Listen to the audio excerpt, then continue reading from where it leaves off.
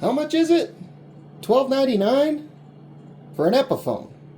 Does it cure cancer?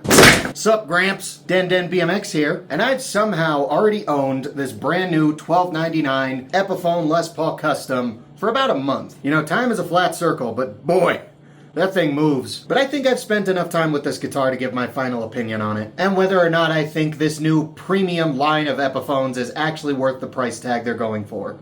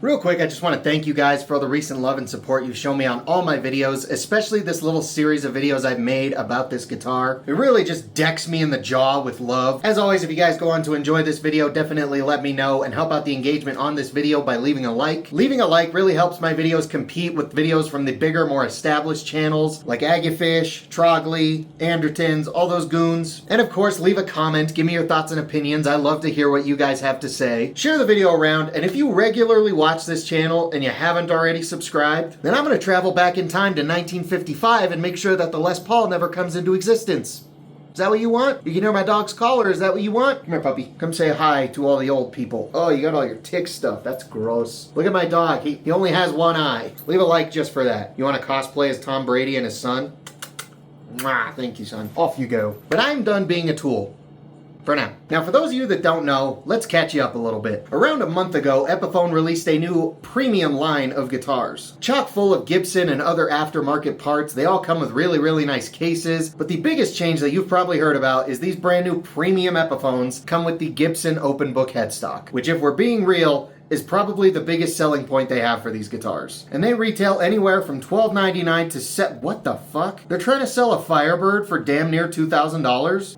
That one's definitely overpriced. That's actually insane. I don't know who they think is gonna buy that. Now, I'm not gonna go over the entire spec sheet on this guitar with you guys in today's video, because I've already done it like 4 other times. But one thing that I've found very interesting is that the price tag on these new Epiphones is still a very divisive topic, and it is still right down the middle. This is going going to be my 5th long-form video I've made with this guitar. And in the comment section of every single one of those videos, it's split right down the middle. And people on both sides get pretty crazy about it. There's some of you in my comments acting like I'm the dumbest motherfucker alive, and that I just threw my money away on Chinese garbage. And then there's some of you that are threatening to burn my family alive if I don't all but get on my knees and suck off Epiphone over these guitars. There's a guy that's got like 15 spam accounts. I think he works for Epiphone, if I'm being real, because he flips his lid if I dare to even think about criticizing Epiphone. But what did I think about the price tag on this new line of Epiphones? Well, I'm glad you asked. Did you guys know that this new line of Epiphones is not the first time Epiphone has gone over the $1,000 mark? Even before the Epiphone Greenie came out, they released a couple of guitars, without the open book headstock mind you, that were over the $1,000 mark. And I was not a fan. I was convinced that Gibson and Epiphone just joined in on what most mega corporations have been doing since 2020. What did I think they were doing? I thought they were price gouging.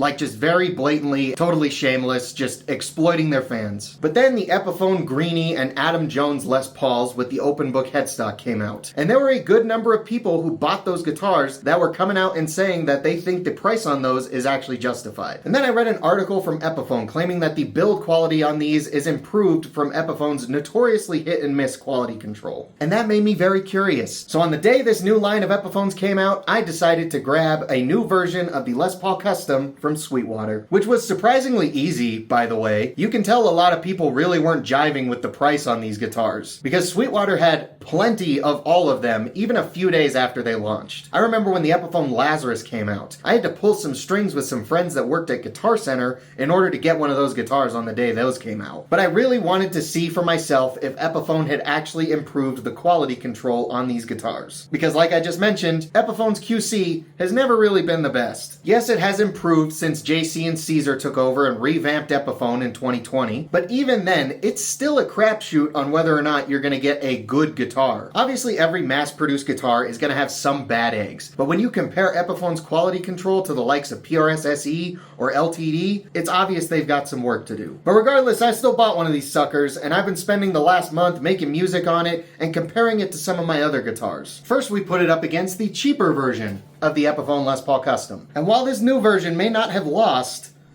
didn't really win either. Even with all the fancy schmancy upgrades you get on this guitar, these two were pretty neck and neck. Which right there already means one of two things. Either these new line of Epiphones are not worth it, or this cheaper version of the Epiphone Les Paul Custom with the Kalamazoo headstock is an insane deal. Then we compared it to an LTD EC1000, a guitar that's in the price range these new Epiphones are trying to compete with. And in my opinion, this guitar kind of got steamrolled. And lastly, we compared it to a Gibson Les Paul Studio, one that's almost as old as you guys. I bought this thing brand new about 10 years ago for about the same price as this new Epiphone. And this competition was pretty split down the middle as well, based off the comments. But I've learned quite a lot from this little video series I've made about this guitar. I think the biggest thing I learned is that apparently only old men like Epiphones, because I don't think anybody under the age of 30 or that's a woman, watch these videos. And boy, I tell you what, you old farts love to act like you know everything. You would not believe the amount of grandpas in my comments screaming at me with their whole chest that this cheaper version of the Epiphone Les Paul Custom also has a maple cap on it. Even though it takes like zero effort to go on Epiphone's website, look at the specs, and to see with your own eyes that the $799 version of the Epiphone Les Paul Custom only has a mahogany body. I also learned that if you call anyone over the age of 40 a boomer, they're going to cry about it for the next 4 weeks. But I also learned a lot of stuff about the guitar as well. One thing I learned is that while this guitar does sound pretty good by itself, once you start comparing it to other guitars, these pickups are really, really dark. I'd say they're bordering on sounding muddy, which I found very interesting because these are Gibson 490R and 498T pickups, which is supposed to be Gibson's higher output, crunchier, snappier set of pickups. But this particular set that came in this guitar is very much not that. These pickups are so dark that they made Pro Buckers, the infamously muddy pickup, sound bright and crispy in comparison, which is exactly why this set of pickups is going to be my first quality control complaint I have with this guitar. Because this specific pair doesn't sound anything like what these pickups are advertised as. But that is actually a quality control complaint towards Gibson, because Gibson is the one who made these pickups. Which doesn't exactly surprise me, because while Epiphone may not have the best quality control in the world, I would argue they're still more consistent than Gibson. But that's a whole other can of worms that I would love to get into in a future video, but not today. Now, this pickup kerfuffle is not the end of the world. I've actually seen quite a lot of you guys comment that you really like the way these pickups sound. And that's great. I didn't say they were a bad sounding set of pickups. They just don't sound like the bright, snappy pickups they're advertised to be. But the other issue that I've had with this guitar is either the tuners or the nut that came on this thing. You see, this guy wasn't really the biggest fan of staying in tune for the first couple of weeks, which,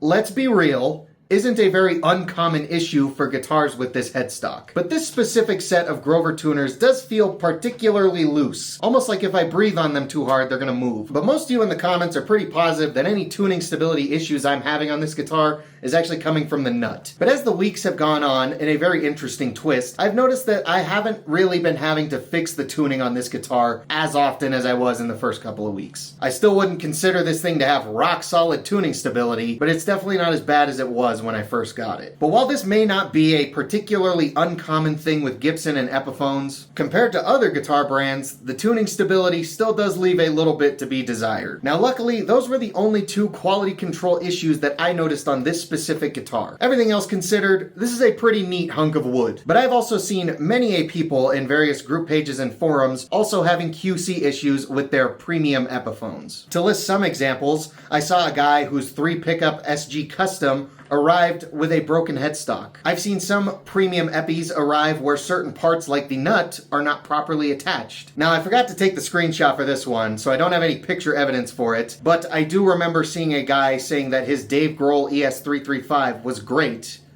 after he got some fretwork and a setup done on it. But I know these are just a few anecdotal examples, and to Epiphone's credit, it does seem like the quality control on these new premium Epiphones is improved just a bit. However, while the quality control may be improved from older Epiphones, when we compare it to the quality control from other brands in this price range, like LTD, PRS-SE, Jackson, Schecter, etc., the quality control on these still does leave a bit to be desired. Now this is a little bit off topic from this specific guitar, but there is one more thing that I want to criticize Epiphone for, and that is their flame maple veneers.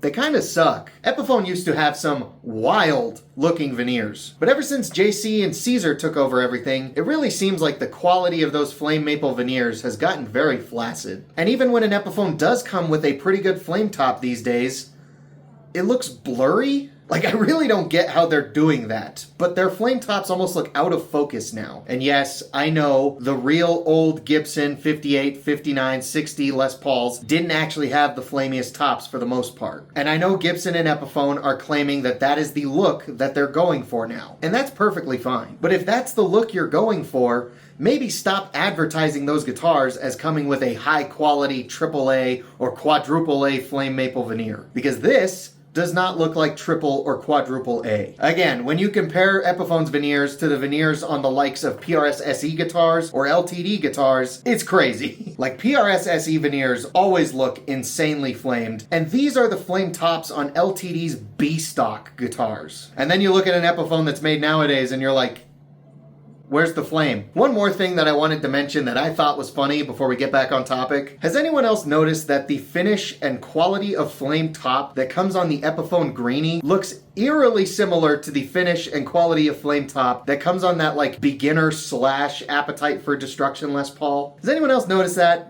Because I noticed that. But let's get back on topic and talk about what I do and do not like about this new Epiphone Les Paul Custom. For starters, one thing that I love about this guitar is just the look of it. Like, come on, dude. If Epiphone nailed anything on these guitars, it's the looks of them. I like how light this one is too. This specific one that I got is 8 pounds, 9 ounces. I know I said 8.9 ounces in a previous video, but it's 8 pounds, 9 ounces. I like how it came with a very nice and comfortable setup. I don't know if I give Epiphone or Sweetwater credit for that, but it's nice. I also really like the case this thing came with. Now, for what I don't really like about this guitar, well, for starters, I don't like that I paid $12.99 for it. The Grover kidney button tuners are fuck ugly. I'm not sorry. I don't care if the Gibson equivalent comes with the kidney buttons too. Get rid of them on all your guitars. If a Les Paul doesn't have keystone buttons, you're disrespecting that Les Paul. And I really don't like how loose they feel. Another thing that's kind of weird is you can barely see the serial number on this guitar. They put like zero effort into stamping that thing in, and that's kind of whack. Again, the pickups do not sound like what they're advertised to sound like, but while they don't sound particularly bad, they're not my favorite set of pickups that I've ever played. I also don't really like how they claim that these have fully hand-wired electronics, when in reality half of it's like soldered by hand and half of it's the quick connect stuff. But the main thing that I do not like about this guitar is the neck shape. Now don't get me wrong, it's not a gigantic baseball bat that kills my hands instantly. For the most part, I can play everything that I know how to play on this guitar with relative ease. But I have noticed that once I try to do a bunch of shreddy widdly stuff, I can't really do it as fast as I normally can on this guitar. And when I am trying to do that fast shreddy widdly stuff, it does tend to cramp up my hand a lot faster than it would on a thinner neck.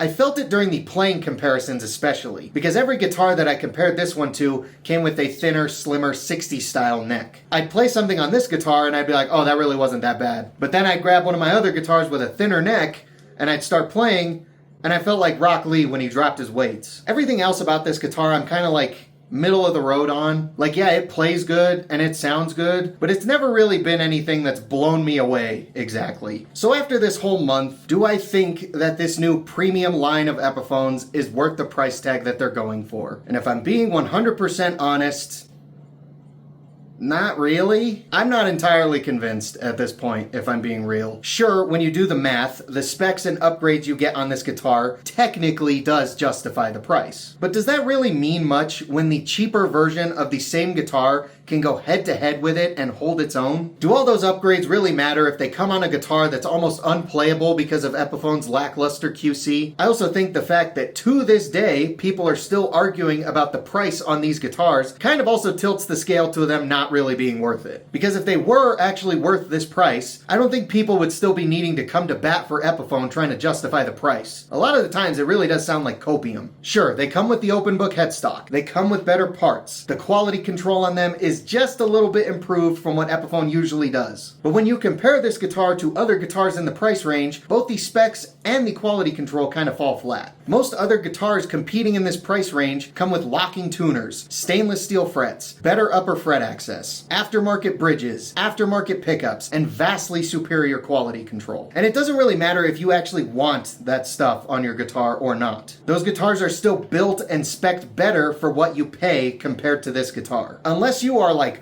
horrendously down bad for how these guitars look, I think you could be spending your money better. But if you're still willing to gamble your money on getting a good one of these new premium Epiphones, I can't really blame you. I mean, shit, I bought one. Just because they're not quite worth it in my mind does not mean they're not going to be worth it in your mind. Unlike some of you, I'm aware my opinion is not the end-all be-all. If there is one of these new premium Epiphones that I would say is like the safest bet that probably is worth the money, I'd say it's probably the Adam Jones open book headstock Les Paul Custom. That one actually seems like it's pretty cool and it has like quite a bit more specs even on top of these guitars. But regardless of whichever one of these new premium Epiphones that you get, I genuinely hope that whoever gets one gets a good one. Because everyone who is willing to pay that price for a guitar deserves to have a good guitar. And I really hope Epiphone doesn't just automatically write off criticism like this as mindless hate. Even though it seems like Gibson and Epiphone will do everything except address their quality control issues, I would love it if the QC on this new premium line of Epiphones improves over time. Hopefully soon enough for those inevitable Jimmy Page Les Pauls they're going to be making. But let's not get any more crazy with the price gouging, okay Epiphone? Your higher ups and board of directors should be taking a pay cut before Epiphones go over $1,500. You guys should remember that Epiphone is your budget brand. Now for the big question. Am I going to keep this guitar?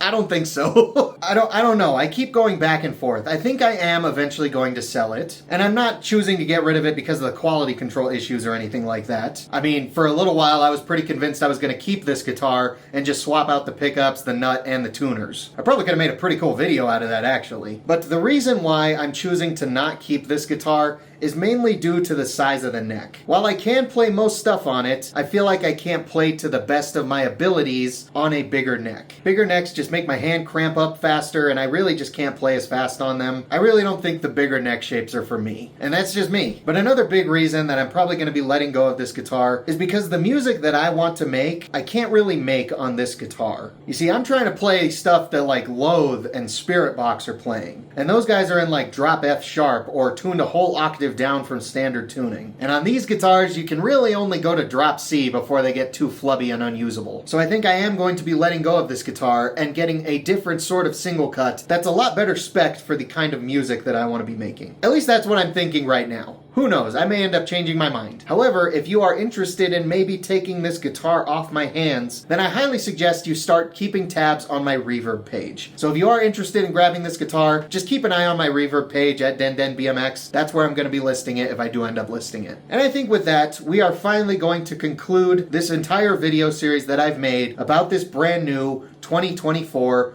$1,299 Epiphone Les Paul Custom that now comes with the open book headstock. I did have a lot of fun with this guitar and making this whole video series. Despite how much I absolutely adore the way this guitar looks, unfortunately I really don't think it's spec'd for my needs. Thank you guys so much for watching, not just this video, but for this entire Epiphone series if you guys checked it out. The reception that I got from these videos was pretty dang neat, so I really do appreciate you guys for checking them out. And thanks for watching this video too, especially if you made it this far. So I had a lot of fun making this little video series this past month, and I'm thinking about making another for a different guitar. And that guitar is my Gibson Les Paul Standard. When I first got this guitar, it was literally the guitar of my dreams. But a lot has changed since 2021. And my thoughts on this guitar and just on Gibson as a brand has changed quite drastically in those 3 years. So I think we're gonna make a video series about this guitar too. Maybe catch up, see how it's been after these last 3 years, and then compare it to a couple of my other guitars. And then maybe after that, we'll see if I'm gonna keep this guitar or not. But who knows what the future will bring. For now, I just wanna say once again, thank you guys so much for watching, especially if you made it to the end of this video, and if you checked out the entire series on this guitar. I really appreciate it. Once again, if you enjoyed this video, definitely go down there and leave a like. Help me please my dominatrix known as the YouTube algorithm. Leave a comment, give me your thoughts and opinions. I'm definitely curious to see what your guys' opinions are on this new premium line of Epiphones, especially after we've made this entire video series. Share the video around. Make sure you're subscribed if you haven't already. We are on the road to 20,000 subs. Maybe by the time this video is uploaded, we're going to be at 19,000 subs. Real quick, I want to give an enormous shout out and a thank you to Cosmic Steez, A Horse Running, Jet, Solar Flare, Jan Chocolate, Bandage Knives, Sunil Verma, Rob Heath, and Bad Joke Gaming. Those are my current channel members, and their support really does mean a lot. If you want to join these guys, get a shout out in my longer form videos, and get access to my occasional members only videos, most of which are guitar videos, then you can go down there, click the join button. Tiers start as low as 3 schmeckles. And if you don't want to join a membership, but you still want to support the channel in that way, there's the super thanks button down there. It's like a little tip jar, but I'm done being a tool. Once again, thank you guys so much for watching and for checking out this whole little video series. I will see you guys next time.